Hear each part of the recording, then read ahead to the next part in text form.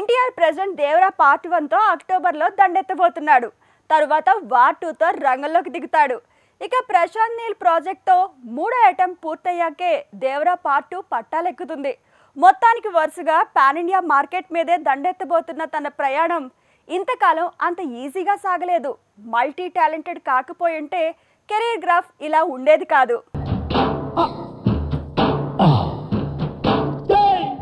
Mass లుక్తో పాతుకుపోయి కిక్కిచ్చే పాత్రలు చేసే తారక్ కామెడీ రూట్లో దండయాత్ర చేస్తే అదురుసన్నారు.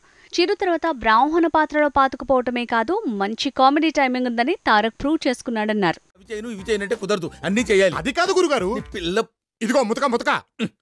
ఎన్టీఆర్ కెరీర్ బిగినింగ్ లో ఏజ్ కి మించిన మాస్ రోల్స్ వేస్తుంటే తమిళ సూపర్ స్టార్ రజనీకాంత్ కూడా షాక్ అయ్యాడంటారు. ఇంత చిన్న వయసులో ఇలాంటి పాత్రలు చేసేస్తే తర్వాత చేయడానికి పాత్రలుండవన్నాడని తను అన్నట్టు ప్రచారం జరిగింది. అయినా మాస్ రూట్లో ఫేట్ తో ఇంకా ఫైట్ చేస్తూ ఒక్కో మెట్టెక్కుతున్నాడు తారక్. మ్యాన్ ఆఫ్ మాసెస్ తో చాలా షేడ్సే ఉన్నాయి.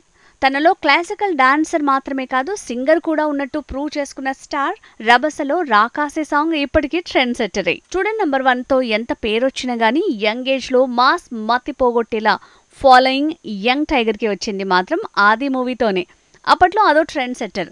ఇలా చేసిన డజన్ల కొద్ది మూవీస్ లో ఈ హీరోని టాప్ స్టార్ గా మార్చిన మూవీస్ 10కి పైనే ఉన్నాయి.